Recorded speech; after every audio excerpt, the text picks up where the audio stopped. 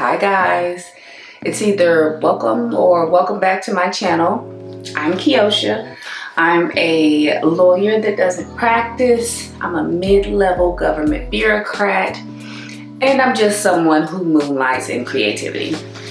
And today I'm going to be reviewing episode 15 of Married at First Sight Houston.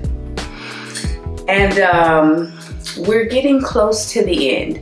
At the point that, they showed us, at the point that the episode aired, they were a little less than 2 weeks until decision day. So we're almost there. We're almost to the finish line. You guys saw the episode. You probably already know what I'm going to say about a lot of these people. But let's get into the review. As always, I'm going to try to go couple by couple. And then if there's, anything that I need to hit afterwards, I will. Should I start with Bao and Johnny first? Or maybe I should say Bao and Johnny to the end. No, I'll say Rachel and Jose to the end. So let's start with Bao and Johnny. It opened up, of course they're very dry towards one another. Very cold towards one another. They're both basically over it at this point. This is the episode where the couples kind of got to see where each other grew up, right? So Bao and Johnny went to Johnny's old house, and it gave us some backstory on Johnny, what happened with his mom and his dad, how his dad just wasn't a good husband. How his dad wasn't a good husband, and basically what happened when the marriage ended and why Johnny why his dad no longer lived with them. So they went to Johnny's old house. Johnny had wrote a letter to his younger self. And in the letter, he seemed to be very self-aware from what a lot of the things in his childhood, like how they kind of carved him into the person that he is now. He mentioned 3 words that stood out for me was, he said sadness, anger, and jealousy. And it was a heartfelt letter. And the letter basically ended with forgive your father. And so Johnny then kind of went more into what happened when he was growing up between his father and his mom, and how essentially his father just wasn't a good husband, and how his mom ended it and told him to never step foot in that house again. And so what did his dad do? He never stepped foot in that house again, which is interesting. I guess he moved across the country and he just was never really a part of his children's lives. And so I've mentioned, Johnny's daddy issues. We've talked about that ad nauseum on this channel. And so it was good to see Johnny admit, his daddy issues. But there was nothing redeeming. I didn't feel connected to Johnny. It didn't humanize Johnny for me. It just basically reaffirmed everything that I already believe about him. Particularly when it comes to the fact that he knows he has these things. He knows he has daddy issues. He knows he carries all this anger, sadness, and jealousy, and he knows this about himself. Yet, he's still awful. So, it got emotional, and he had a moment, and he basically said that he wants a life partner and he wants to be happily married. And he doesn't know why he's not.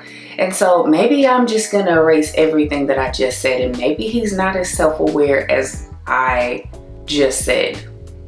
Because you want all of this, but yet you don't know why you don't have it. You're the reason why you don't have it.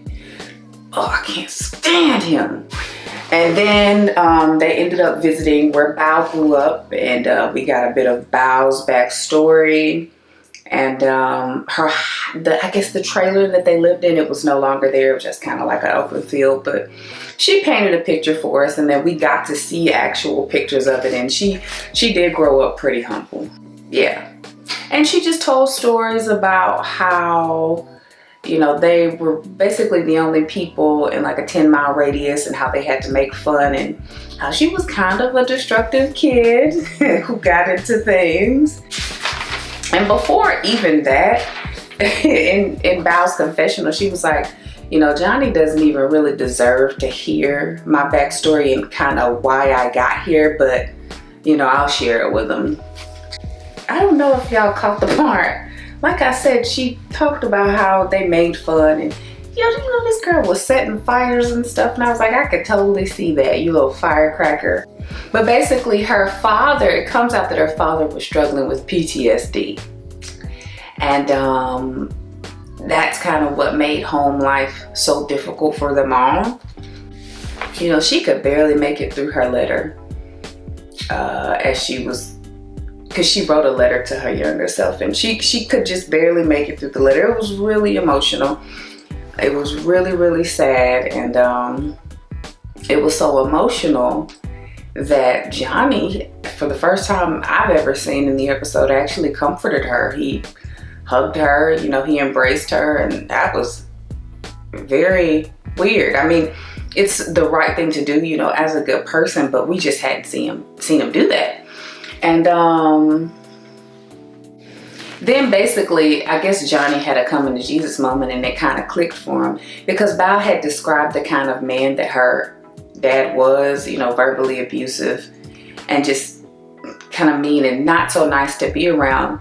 And I guess it clicked for Johnny, like, wait, have I created an environment similar to what Bao grew up with how I've been acting? And that was very short-lived. But the answer is yes, Johnny. Yes, you have.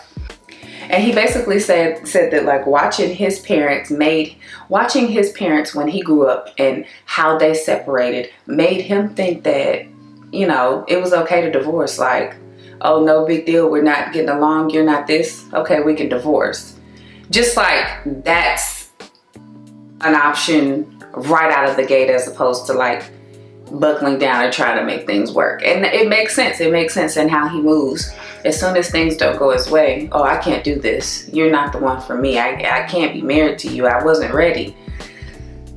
So it makes sense. They met with Dr. Pepper. Dr. Pepper basically asked them, you know, what are you two trying to accomplish with each other now? And Johnny brought up the fact that he had talked to, I think, Bao's best friend. Her name is Sarah. Johnny talked to Sarah, and Sarah told him some not so nice things about Bao. Sarah basically told him that Bao is very controlling, and every relationship she's had, she's basically ran over men and tried to control them. And then Sarah, her best friend, also told Johnny that she wouldn't let any of the men that she's close to ever date Bao. And so, of course, this is all Johnny needed to hear to affirm whatever it is he's been trying to push, whatever agenda he's been trying to push against Bao. And he just ran with it. And he was like, I knew it. This is what I had been trying to say.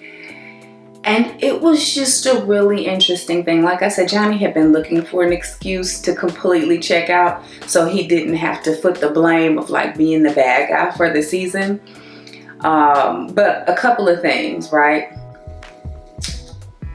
With a best friend like Bao, with a best friend like Sarah, who needs enemies? Oh my God, girl. Ugh, that's your best friend? Can't be. And then, okay, if that is her past, has she treated you like that? And what I will say is, production has made it a point for us to kind of see everybody's annoying side or bad side. With Bao, yeah, she gets a little giggly, but we haven't seen anything controlling. If anything, you could tell she's really been putting in a lot of effort to please Johnny. And so, yeah, you heard what her best friend said, but for you not to even pause, to stop for a second and think like, wait, why would her best friend say this? Like, do you even like Bao? Like, I guess what I'm trying to say is, why would you listen to anything that her best friend is saying when it's clear her best friend can't be trusted? Her best friend ragged on her to you. It just makes no sense.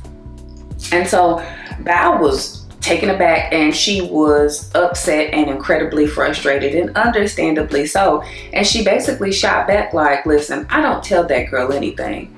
She's a negative Nancy, and there's a reason why I don't tell her anything. If I would go to her about any of our issues, you know what she would tell me? She would tell me to drop you, keep it moving. There's other fish in the sea. And that said a lot. And so I'm like, well, to that point, Bao, why are you still calling this woman your best friend? Why is friend even in the same sentence with her if you can't even go to her and get objective relationship advice? You know what I'm saying? So I don't know, that was something that was very interesting. Dr. Pepper essentially said that Bao deserves the chance to be able to defend herself against everything that this woman has said. You just kind of took it and ran with it as gospel, but no, like, has she treated you like this before? And he couldn't say anything, of course, but I hate Johnny. I'm over Johnny. She said something, Dr. Pepper said, so Dr. Pepper said that Bao deserves the right to counter everything that Sarah said. And then she caught herself in, because Johnny made a face, and she caught herself and she was like, you know what? I know you don't like to do the emotional thing. Don't worry about it. I was like, okay with the shade, Dr. Pepper. But basically they hate each other. What's new? Or he hates her, and because he hates her, she's finally learned her place in his life, and she is over it at this point. She is also checked out. So on to Michaela and Zack, another couple where, my God, up until this point where the episode opened, they hadn't spoken since the retreat. Michaela said she had reached out, but Zack had been ignoring her. She basically flipped everything and said that Zack has been playing victim. And he abandoned her. Zack was talking to Dr. Pepper, and you could tell Dr. Pepper felt bad for him, but she still wanted him to talk to Michaela for them to kind of attempt to clear the air. And so he agreed to talk, but Dr. Pepper had to be the intermediary. So he would talk to Dr. Pepper, Michaela would talk to Dr. Pepper, and Dr. Pepper would decipher the messages and relay the information to each party. So she was a mediator. And when Michaela walked in, Zack wouldn't even look at her. And honestly, I probably wouldn't have either. Michaela sits down and begins to flip the script, and it's the most insane thing I have ever seen.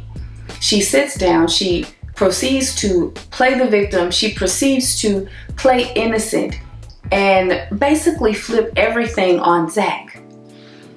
Let me read this. Zack left me, and she said, please don't leave, and he still left. He knows that I have abandonment issues, and he made this big explosive ordeal. I know I said this last week, but that girl can't be mentally there. Either she's not there altogether, maybe she blocked it out, or like she's purposely being this villain, and I just don't see her doing this on purpose. Not to make yourself look this crazy on national TV. I don't see her doing that on purpose. So that happened, and Zack is just sitting there like, what the shit? And clearly Dr. Pepper has seen what is happening. They showed her the footage, so she's like, okay. And so at that point, after she said all of that, Zack couldn't even speak. He couldn't even speak. So Dr. Pepper explained to Michaela what Zack had said before Michaela came in. And so after Dr. Pepper explained how Zack felt, which I can't remember what she said, do you know Michaela said he has no evidence of her acting in a bad manner towards him? I'm like, so the evidence that all of America who watched Married at First Sight last week saw, that evidence? Okay. Oh my God. So Zack had enough, and he just left at that point, right? And so then she goes, once he leaves, prime example of how he's always abandoning me, blah, blah, blah, blah, blah, blah, blah, blah, blah, blah. She blamed her having that reaction on the retreat. She blamed it on a panic attack. Okay, so Dr. Pepper asked her what she regretted. And so to go a little bit further into Michaela, she says she felt so scared and she felt abandoned, and she hadn't felt that way since her dad died. And apparently she equates someone leaving to death. It's like, okay, oh, all right. And it just goes back, I'm not trying to rag on this girl, but it just goes back to, girl, you need help. You need professional help. If you think if you're literally equating someone walking out on you to them dying, you really have some things that you need to take care of, like for real. And Dr. Pepper just told her that Zack cannot mentally cope with the emotional mismatch between them two. And after the meeting, Dr. Pepper, and then while I was like, okay, Zack, I get everything that you did. I probably wouldn't have stayed there either. Right after that, everything flips and Zack does the weirdest thing and sends the most mixed signals and calls Michaela, trying to get a meeting together for closure. And it's just like, what? After all of this, you did all of that. Okay, so then fast forward to this weird meeting where he's trying to like make her laugh and for them to come to some sort of meeting of the minds. And it was just the most awkward thing ever. She wouldn't look at him. Dr. Pepper made them touch hands. And at the end of that, basically all I have to say is y'all are both absolutely toxic. Absolutely. Michaela may be a bit more outwardly expressive, but Zack ain't no angel. You did all of that to basically, are you playing mind games with her? Like, what do you want from her? What closure do you want? What do you want? Leave this girl alone. Leave her alone. You said you didn't want to deal with her. Leave her alone. Why are you doing this? You already told her you didn't want to be married to her. I'm not excusing her actions because she's a Looney Tune, but why would he do that? I don't know. I was very turned off. Ugh. So, I guess it basically, maybe the next episode, maybe they tried it again. I don't know. I'm over it. And I'm sure I'm leaving out details, but I'm over it. And then cut to Brett and Ryan. They went on an outing on an RTV. It looked like they had a good time. Like, they hadn't really been that cool since they first got married. And so it was nice to see them just kind of relaxing and just, letting the process be what the process is. They ended up going fishing and he was talking about his dad. And they were just, having a good time, having a heart-to-heart.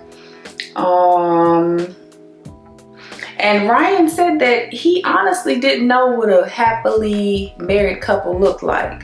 And I was like, I guess I could see that. I can absolutely see that. And then Brett wrote her letter to her younger self, and the letter was so ironic because it essentially explained the exact situation that she's in with Ryan. It basically explained the exact situation that she's in with Ryan. And then Ryan's letter to himself was pretty run-of-the-mill, and then he got to the part where his best friend died, and of course that's just heartbreakingly sad. And then they go back to the apartment, right? Brett gets a text from her friend that Ryan is on a dating app and that one of their friends matched with Ryan. So Ryan walks in the door and Brett confronts him straight up. She's not hostile. She's just talking to him like regular. So, hey, I got a text from a friend that said you are on a dating app. And surprisingly, he came out and said, yes, I downloaded the app. And so she literally starts laughing. She goes, you couldn't have waited 1 week. You couldn't wait 1 week until we were done. That's all you had to do. And so he's just kind of sitting there. he basically was like, I downloaded it, but I was not active. I didn't do anything. I didn't talk to anybody. I just downloaded it. And Brett was like, how were you not active when you actually matched with someone? You matched with my friend's friend. And he was like, no, let me show you. Let me show you. Brett wasn't having it. So that was the end of that. He knew that was his cue to leave. He left. As he's leaving out, he tries to talk to production like, hey, look, man, look, please look. Production looks, and apparently he was active. Maybe he thought that he wasn't. I'll give him that. That's kind of how the dating apps work. But the fact that you downloaded it said everything, right? That spoke volumes. And so then he sends her a text, and Brian is just a piece of work. And he is everything that I said he was initially and throughout these reviews. Emotionally disconnected and a coward. Good riddance, Brett. You handled that really well. And on to the next. Get through decision day and go and find you a nice man. Now on to Myrla and Gil. Myrla went to his childhood. Gil took Myrla to his childhood home. He talked about kind of what happened with his dad, that whole situation, how he was home, how the robbers busted in, ran right through him, shot his dad in the neck. I mean, it was just a lot. And it was so emotional that even Myrla, got teared up. So that was a lot. And for him to be able to talk about it like that, either like and kind of smile and laugh and joke, either he's done the healing or he hasn't really dealt with it. I don't know. We'll never know, but yeah. And then so Myrla took him to play volleyball, and she showed him where her house used to be, and wow, she grew up poor. I see why she is how she is now. Oh my God. Wow. It was like a pink little, was it even a house? I don't even know, but wow. Okay. And then Dr. Pepper, and that ended, cut to the next scene. Dr. Pepper came by, and Gil was just basically asking her for tips on how to make this marriage thing work, or how to like improve the marriage. And it kind of fell on that same thing, with Myrla and her negative Nancy-ness. And Dr. Pepper, they kind of talked through that, and how Myrla needs to kind of work on her optimism and her open-mindedness. And then they talked about the L word. And apparently neither of them have like said, I love you. Which I understand, shit, they've only known each other 4 or 5 weeks. But I feel like both of them, I think they both feel that way, but they're kind of waiting on the other one to say it. Then they talked about how much they would have to save for a house and kids, and basically, Myrla wants to make enough to have the house, the kids, a nanny, take trips and all of that. And Gil was saying like, well, we could do that if instead of shopping, you just put the money towards savings. And it's like, first of all, you can shut up. Like, I like Gil, but you can shut up. All of the money in your savings account that's in Colombia that you can't touch, shut up. You don't have a say so. If that girl is putting $1,000 a month in the savings and then spending $1,000 on shopping, she was doing that before you. And if she's still contributing $1,000, as long as you're contributing whatever your share is, what's the problem? Especially, like I said, because you have all of this money that you can't touch. Now, maybe if you could contribute a little more, then maybe you'd have a bit more of a say so. But she's been like this since before you came. You saw how she grew up. She is not in debt like that. She makes bank. Please let her be. I don't think that's the hill that Gil needs to die on. Like, if she decides that she doesn't want to shop and she wants to contribute more, fair enough. But like I said, she had been doing it way before she met him. That's her lifestyle. She makes enough money. And if she's still contributing a significant amount to that fund, you don't have much of a say-so in that. Unfortunately, I mean, I don't know. I just don't think that's the hill for him to die on. Yeah. And then on to Rachel and Jose. Jose took Rachel to his childhood home. Basically he explained that his parents had built that home from that ground up, and he talked about how he grew up poor and ate beans and rice. And Rachel was like, wait a minute, I ate beans and rice and I didn't think we were poor. I just associated that with our culture. And I was like, that's because you're reasonable, okay? And he showed her around. She saw family pics. He told her stories. It was, it was cute. And then Dr. Pepper comes over and they talk more about the relationship, what Jose's triggers are and kind of what he's doing to work on those, and how Rachel is navigating that terrain, and how he's trying his best not to be overbearing to his wife, and that he's actually trusting his wife more. And Dr. Pepper, I think Dr. Pepper, she knew. Dr. Pepper was like, well, are there any secrets between you two? And they were like, no. But you saw a look on Rachel's face. No secrets. And Jose honestly thinks that they've been being honest, that everything's fine, and he wouldn't have a reason to not believe that everything's fine. But comes out at the end of the episode that when Jose put Rachel out, Rachel didn't have anywhere to go.